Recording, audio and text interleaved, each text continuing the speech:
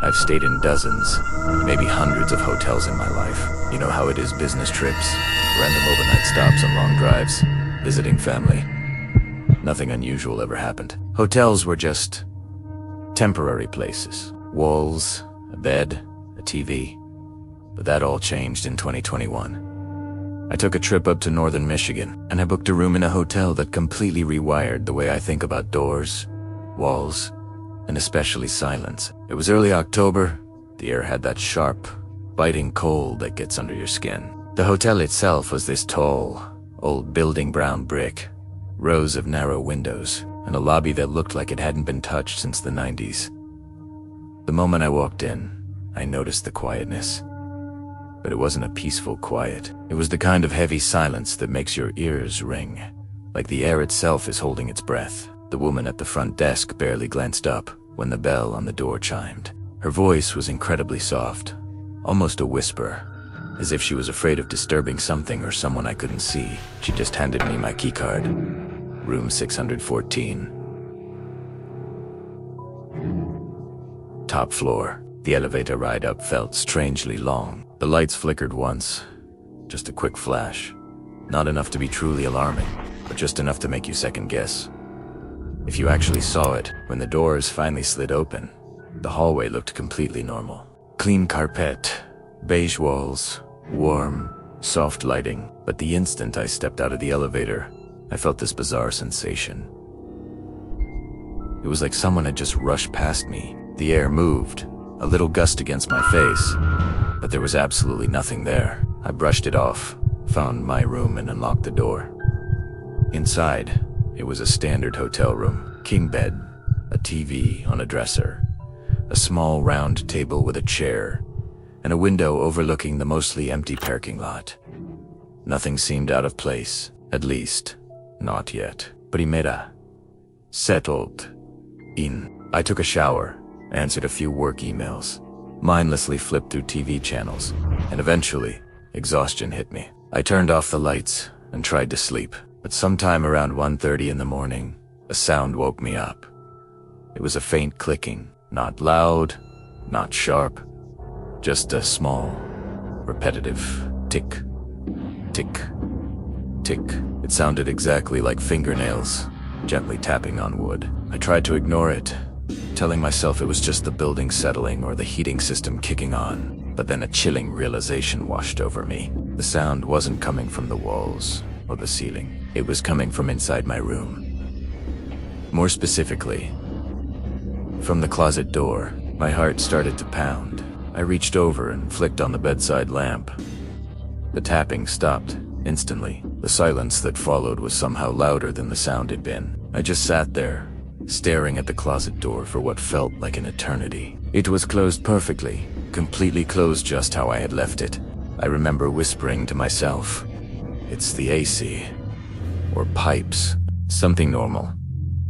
You know, the lies we tell ourselves in the dark." I finally worked up the nerve to turn off the light again. I laid there, tense, listening. For about 5 minutes, there was nothing. I started to relax. And then it started again. Only this time it was different. Slower, more deliberate. Tick, tick, tick. A long pause. Then tick. It felt intentional. Like someone, or something, wanted to make sure I noticed. I sat bolt upright in bed, heart hammering against my ribs. I grabbed the TV remote, more for a feeling of holding a weapon than anything else, and just stared into the darkness, pretending I wasn't completely terrified. But then, something happened that still makes my stomach drop, just thinking about it. The closet door creaked open. Who's to be an inch? There was no draft. The air was still. It didn't swing open from a loose hinge. It opened with a slow, steady movement, as if someone on the inside had gently pushed it. I froze. I stopped breathing. Every rational thought evaporated. My hand fumbled for the lamp switch, and the moment the light flooded the room, the door stopped moving. It just hung there, a dark slice of blackness in the white wood. This time, I got out of bed. My legs felt like lead. I walked slowly towards the closet, my eyes locked on that gap. I pulled the door fully open. Nothing.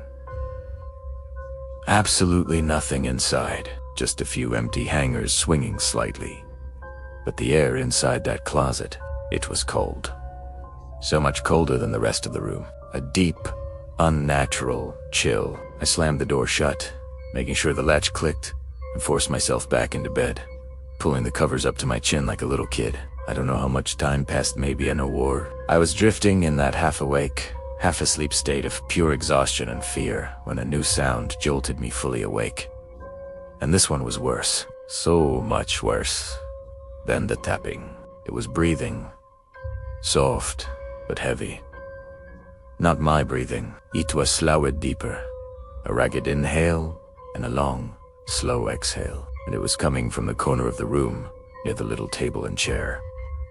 I didn't turn on the lamp this time. I was too scared of what I might see. I just lay there, motionless, staring at the dark corner. My eyes slowly adjusted to the gloom, and for a split second, I swear this happened, I saw it. A shape, a distortion in the darkness. Something vaguely human-shaped shifting slightly, as if someone was standing there, leaning or swaying from side to side. I blinked hard, trying to focus, and it was gone. The corner was just a corner again. My hand was shaking so badly I could barely hold my phone, but I managed to turn on the flashlight. The beam cut through the darkness, and I swept it across the corner. It was completely empty. The table was there. The chair was there. Nothing else. I wanted to run. I wanted to grab my keys and my wallet and sprint out of that room, out of that hotel. But the thought of opening the door and stepping into that long, silent hallway scared me even more. What if whatever was in the room followed me? Or what if something else was waiting out there? So I did the only thing I could think of. I stayed in that bed, with the lamp on, wide awake, watching the door, watching the closet, watching the corner, until the first gray light of dawn started to creep through the window. The moment the sun was fully up, I was dressed and packed. I practically ran down to the lobby. The same woman was at the front desk, and when she saw me, she had this expression I didn't expect at all. It was relief. She looked at me and said, "You are in 614, right?" He just nodded, my throat too dry to speak. She hesitated for a moment, then leaned forward and whispered, "You're the first person who stayed through the whole night this month." My blood ran cold. "What do you mean?" "Primera, ask it." She avoided my eyes, looking down at her computer screen. "Finally," she said, "guess they keep reporting things. Noises, tapping, breathing. They say there's a presence in the closet." She took a breath. Room 614 used to be a storage room for years. Staff didn't feel comfortable going in there alone, but management reopened it last month, said we needed to fill capacity.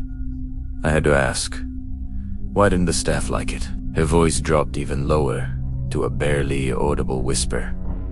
Because sometimes, the closet opens by itself, and sometimes, if you knock on it, someone answers. I didn't ask another question. I just paid my bill and left. I didn't even look back at the hotel as I drove away, even now, years later. Whenever I stay in a hotel, I have a ritual. I check the closet twice. Once, when I first get into the room, and once again right before I try to sleep. And every single time I turn off the lights, I lie there in the dark, and I listen. I listen carefully, way too carefully for that soft, deliberate tapping. Thanks for listening to my story. If you have any creepy experiences of your own, I'd love to read them in the comments. Don't forget to like and subscribe for more. Stay safe out there.